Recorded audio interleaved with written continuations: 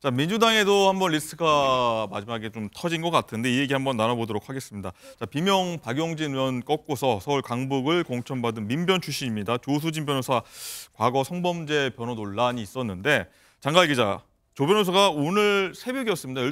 밤 12시 넘어서 갑자기 발표했던 것 같은데 사퇴를 전격적으로 했어요. 그렇습니다. 글을 올린 시간이 새벽 0시 46분께였습니다. 자신이 변호사로서 최선을 다했듯이 국회의원이 되어서도 할 수 있는 모든 일을 다 하려고 했지만 국민들이 바라는 눈높이와는 좀 달랐던 것 같다라면서 자신이 완주한다면 선거 기간 이 논란이 계속될 것이다. 이제는 당에 대한 공격을 좀 멈춰달라 이렇게 호소를 했습니다. 조 전 후보는 스스로를 인권 변호사로 칭하고요. 민변 사무총장 출신이라는 점을 주요 경력으로 내세웠는데 실제 변호한 사건 이력을 좀 보면 다수의 이 성폭행 사건 가해자를 변호를 한 적이 있습니다. 자, 그런데 여기서 또 2차 가해까지 한 것으로 드러나서 사퇴 요구가 계속 커졌습니다. 며칠 전 조 전 후보는 이 성범죄 가해자들을 다수 변호한 데 대해서 이렇게 언급하기도 했습니다. 변호사님이 성범죄 가해자들 다수를 변호한 바가 있다. 예. 이런 보도가 나왔는데 이거에 대해서는 좀 말씀을 해주신다면요. 제가 이것도 생각을 많이 해봤는데 뭐 이제 헌법 얘기도 할 수 있고 여러 얘기가 있습니다만은 저는 변호사로서 직업윤리에 기해서 이제 법에 근거해서 변론을 한 것입니다만은 그걸 느꼈어요. 이제 국민들께서 공직자에게 바라는 눈높이는 다르시구나라는 걸 느껴서 제가 그 부분을 좀 더 많이 이제 배워야겠다. 그걸 좀 느꼈습니다. 네, 김지호 대변인님, 일단은 보면은 국민을 위한 공복으로 다시 태어나겠다. 좀 약간 반성하면서 이제 앞으로 잘하겠다. 이렇게 얘기를 하면서 자진 사퇴 안 할 것 같았는데 어젯밤에 무슨 일이 있었는지 입장을 바꾼 거예요. 어젯밤에 좀 어떤 얘기 있었는지 들으셨습니까? 뭐 그거는 뭐 제가 알 수 없는 영역이고요. 네. 제가 생각하기엔 그렇습니다. 조수진 변호사가 수임한 그런 논란이 되는 범죄들은 물론 법적으로 책임도 져야 되고 윤리적으로 비판받아야 되고 진짜 윤리적 책임도 따르는 그런 중대 범죄라고 생각하고요. 그렇지만 우리나라 사법체계는 아무리 중대한 범죄 혐의자라도 변호사의 조력을 받아야 할 권리가 있습니다.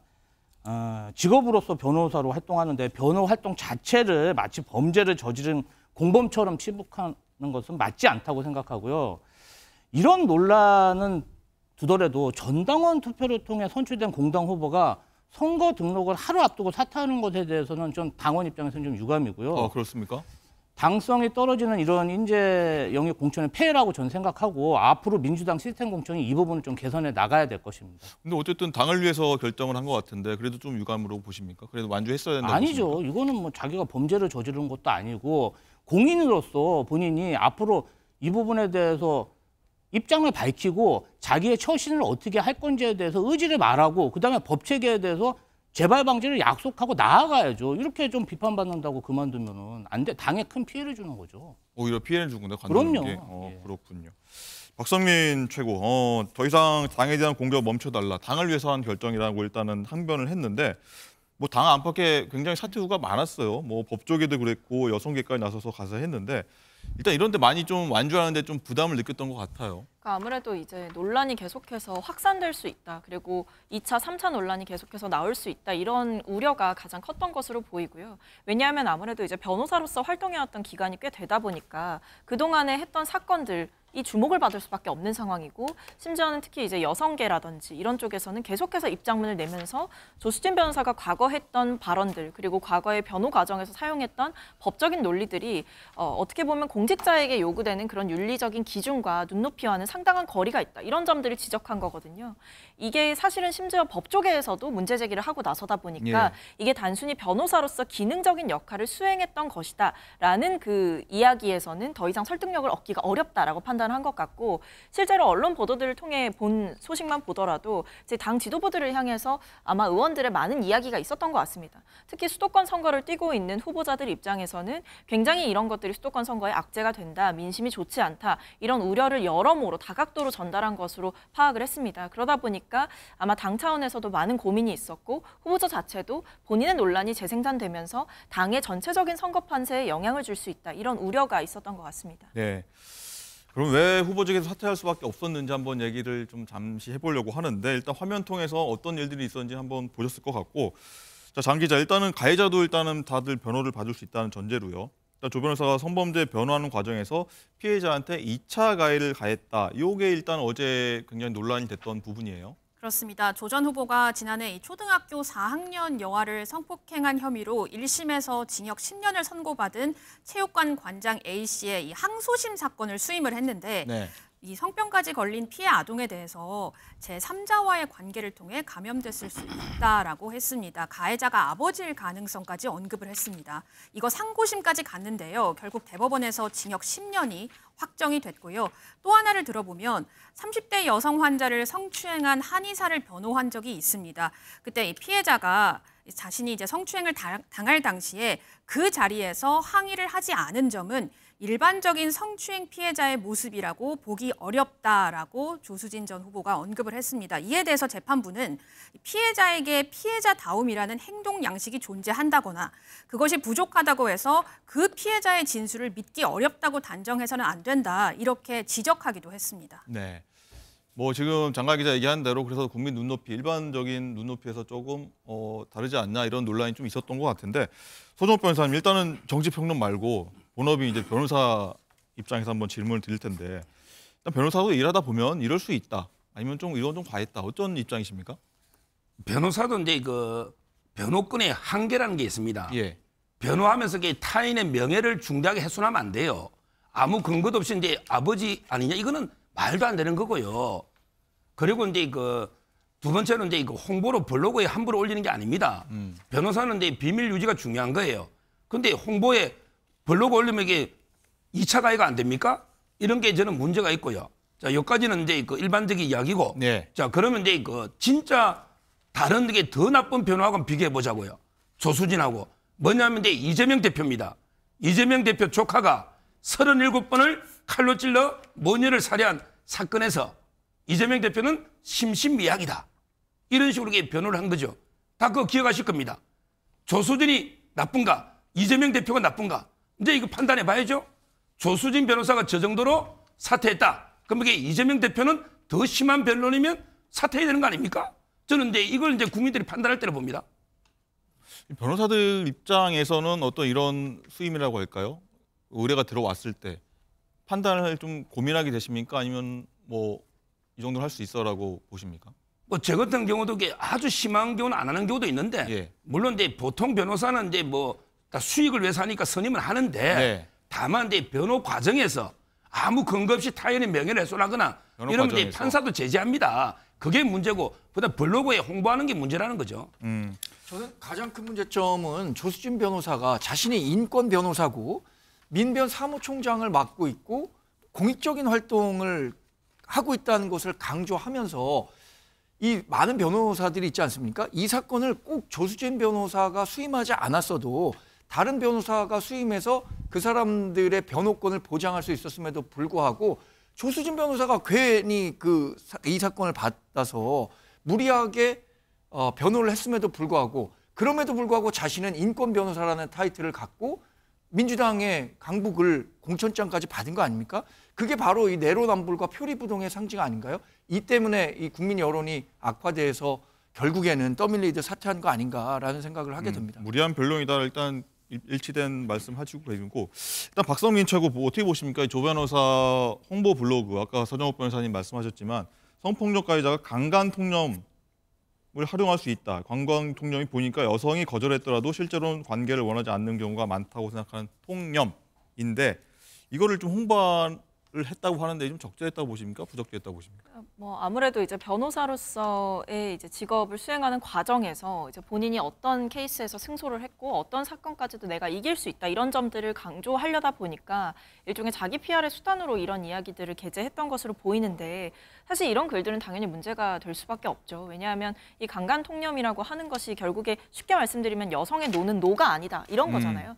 사실 이런 잘못된 인식이 사회에 굉장히 만연해 있었고 이것을 바꾸기 위해 그동안 수많은 노력이 있었기 때문에 단순히 이제 변호사로서 의뢰인과 1대1로 상담하면서 하는 얘기가 나왔다면 모르겠지만 네. 사실 이런 글을 공개적으로 블로그에 게재했다고 한다면 공직 후보자로 나섰을 땐 당연히 검증의 대상 위에 놓일 수밖에 없다 이런 말씀을 드리겠습니다. 네. 김조 대변인 그리고 여기다가 임금체불 사업주 그리고 보이스피싱 가해자 번호 논란까지 더해졌어요. 일단 당 내에서 보면은 민주당의 후보가 가치에 좀 맞느냐 뭐 이런 좀 의문, 지적이 나올 수 있었을 부분이기도 해요.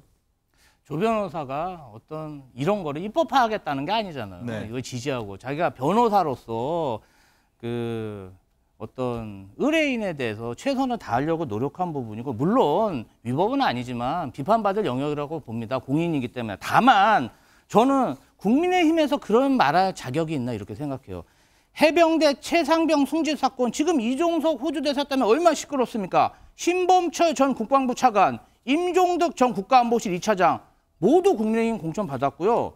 청주 서원의 김진모, 서천 남해 하동의 서천호, 네. 충남 당진의 정용수 후보 사면 받고 그냥 법원 확정 판결에 잉크도 마르기 전에 다 지금 공천 받았어요. 네. 범죄 혐의자 공천하지 마십시오. 예. 알겠습니다. 조수진 변호사 얘기 한번 집중하도록 하겠습니다.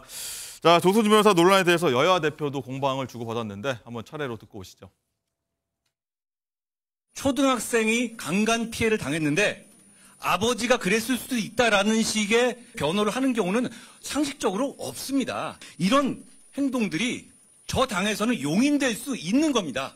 이재명 대표가 자기 조카가 잔인하게 자기 사귀던 사람의 가족을 죽였던 사안에 대해서 데이트 폭력이라고 말하고 그걸 변호했던 사람입니다. 이분 조수진 씨 하나가 특이한 게 아니라 이런 생각을 가지고 있는 사람들인 겁니다. 국민들께서 판단하실 겁니다. 그리고 국민의힘 후보들 지금 내일 해결하는 후보 많지 않습니까? 부동산 투기를 잘해야 거기는 인정받는 것 같아요. 부동산 투기꾼 또 막말 잘하는 사람들 특히 유난히 많은 후보가 이 대한민국 국민인가 의심스러운 사람이 많습니다. 네, 여야 대표 목소리 들으셨고 이제 중요한 거는 관심은 조수진 변호사가 사퇴해서 서울 강북을 다음 후보가 누가 될 것이냐인데 뭐 일각에서는 이런 관심도 많이 갖습니다. 두 번이나 경선 떨어졌던 박용진 의원이 이제 살아날 수 있는 거 아니냐, 공천 받아야 되는 거 아니냐 이런 얘기들 많이 나오는데 안규백 민주당 전략공관위원장 목소리로 한번 확인해 보시죠. 이제는 정말 선택의 여지가 없이 우리가 희배를 기울여야 되는데 이미 경선에서 두 번의 기회를 준 후보한테 다시 세 번의 후보를 준 기회는 한 번도 없었거든요. 네, 그런 차원에서 접근해서 봤을 때도 일반적으로 주는 경우는 드물다 이렇게 말씀드릴 수 있습니다. 경선에서 그 후보자가 어떤 특별한 하자가 있거나 그런 경우에는 여러 가지 조건을 가지고서 고려를 해볼 사항인데 이 사항에 대해서는 차점자 승계는 거의 없습니다. 전략공천만 가능합니다. 김재호 대변인, 일단은 차점자 승계 안 돼서 박용진 의원은 안 된다. 세 번이나 기회 줄 수 없다는 입장인데 안 되는 겁니까? 일반인들은 좀 관심을 많이 갖고 있어요. 지금 이제 물리적으로 오늘까지 후보 등록을 해야 되는데 오늘 오후까지죠. 예. 그래서 저는 박용진 후보가 공천받을 가능성도 50%, 다른 어떤 개혁적인 후보가 공천받을 확률도 50%라고 반반이다. 반반이라 이렇게 보고요. 어떤 현재 서울시 총선 판세하고 전국 총선 판세를 냉철하게 판단해서 지지층 결집이 중요하냐, 또 그런 물리적인 그런 선거 사무가 중요하냐, 그다음에 지역 구민들하고 관계를 고려한다면 50대 50입니다. 다만 이제 박용진 후보가 좀 의원 평가 두 번의 경선 결과에서 좀 뭔가 좀 선당후사하거나 뭔가 좀 공천에 승복하는 모습을 보였으면 지지층 비토가 이렇게까지 심하지 않을 텐데 너무 심하게 공격을 하다 보니까 지금 지지자 비토가 심한 상황이거든요. 그래서 지도부로서는 굉장히 큰 고민을 안고 있다 이렇게 보시면 됩니다. 네, 서정욱 변호사님. 저는 이제 박용진 의원은 거의 0%라 봅니다. 가능성 없습니까? 예. 왜냐하면 이제까지 무리하게 룰을 바꿔가면서 계속 무리하게 박용진 자르기를 했는데 이제 와서 이게 그냥 내리꼽는다 이게 말이 안 되는 거고요.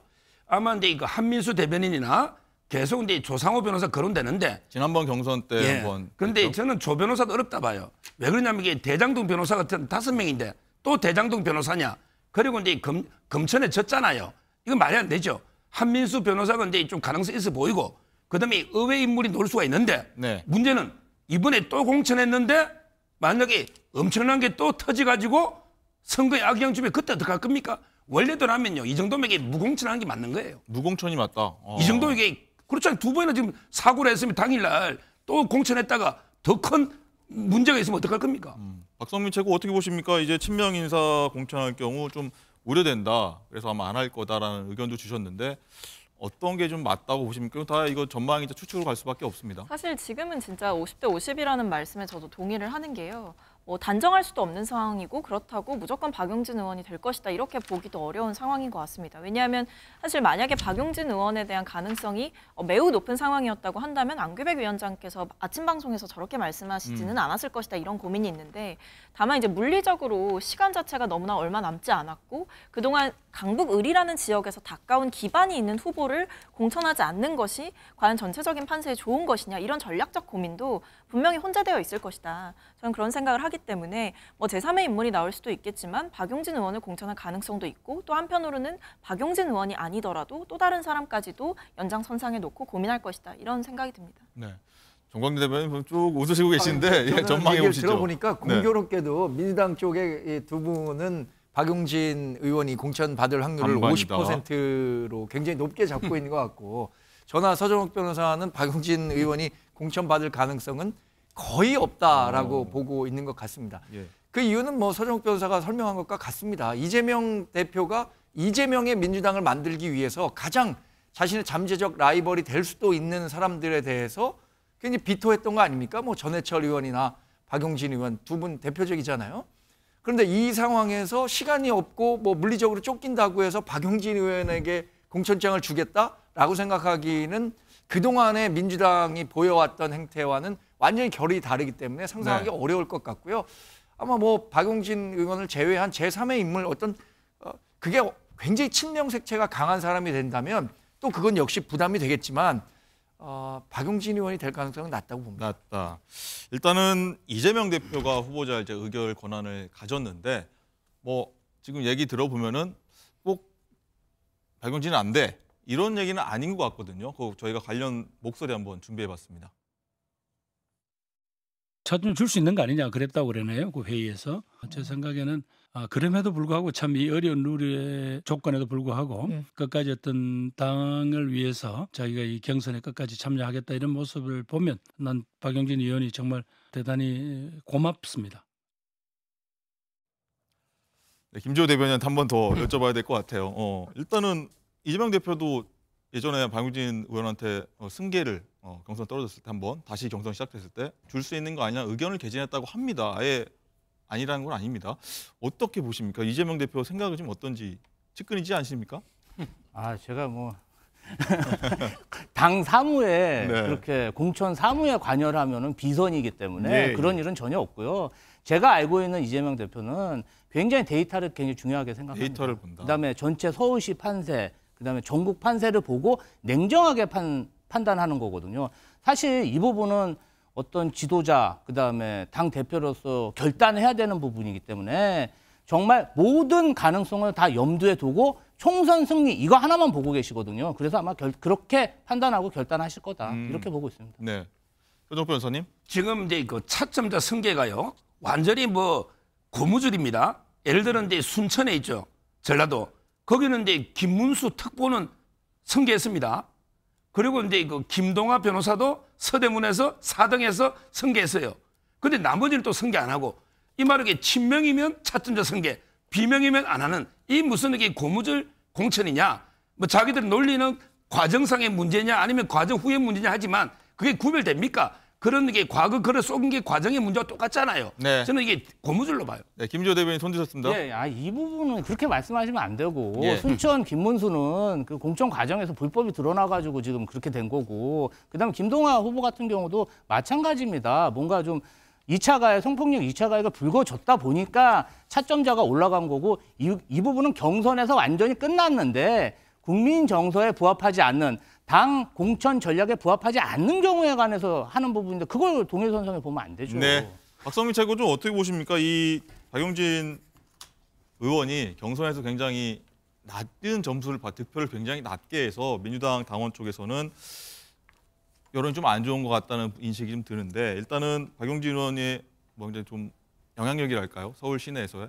그래서 전체 서울 선거에서 영향을 줄 수 있다 이런 얘기도 나오는데 이 부분 전체도 어떻게 보십니까? 저는 만약에 이제 박용진 의원을 공천하게 됐을 때 당에 어떤 영향을 끼칠 거냐, 저는 좋은 영향을 끼칠 거라고 봅니다. 왜냐하면 그게 이제 박용진 후보에 대한 뭐 후보로를 떠나서요. 소위 말해 이제 감동 공천, 반전 공천이라고 하잖아요. 네. 이게 지금까지 공천이 지금 거의 다 마무리가 됐고 이제 끝나는 상황이지만 사실 지금 한동훈 비대위원장도 뭔가 젊은 청년들이나 여성들을 많이 공천할 것처럼 얘기했지만 그걸 전혀 지키지 못했거든요. 그리고 사실상 현역 불패다 이런 얘기가 나올 정도로 현역 기득권을 지켜주는 방향, 친윤들을 챙겨주는 방향으로 공천이 이루어졌단 말이에요. 그런 상황 속에서 민주당이 여기서 만약에 절대로 박용진 의원을 주지 않지 않겠느냐라는 일각의 시각을 깨고 박용진 의원에게 공천을 한다던가 이런 새로운 반전의 모멘텀을 만들었을 때 저는 이게 수도권 선거에서 절대 나쁜 영향을 주지는 않을 것이다. 소위 말해 반전 공천, 감동 공천 이런 거를 해볼 수 있는 기회가 우리에게 남아있는 것이 아니냐 이런 말씀 드리고 싶습니다. 정관님 여기 하나 여쭤보고 싶은 게 사실 총선이 이제 19일 남았습니다. 네. 19일 남았는데 서울 강북을 지역 같은 경우는 이제 후보가 아직도 민주당이 오늘 오전 상으로는 결정이 안 되는 상황입니다. 예. 유권자들은 어떻게 생각할까 사실 좀 궁금하기도 하거든요. 저도 이번에 강북을 유권자 여러분들께서 네. 좀 많은 그 고민을 하신 끝에 투표장에 가셨으면 하는 바람을 갖고 있습니다. 누가 돼도 민주당 후보자라면 민주당 후보 찍겠다라는 생각은 건전한 민주주의 발전을 저해할 수 있다고 생각합니다. 알겠습니다.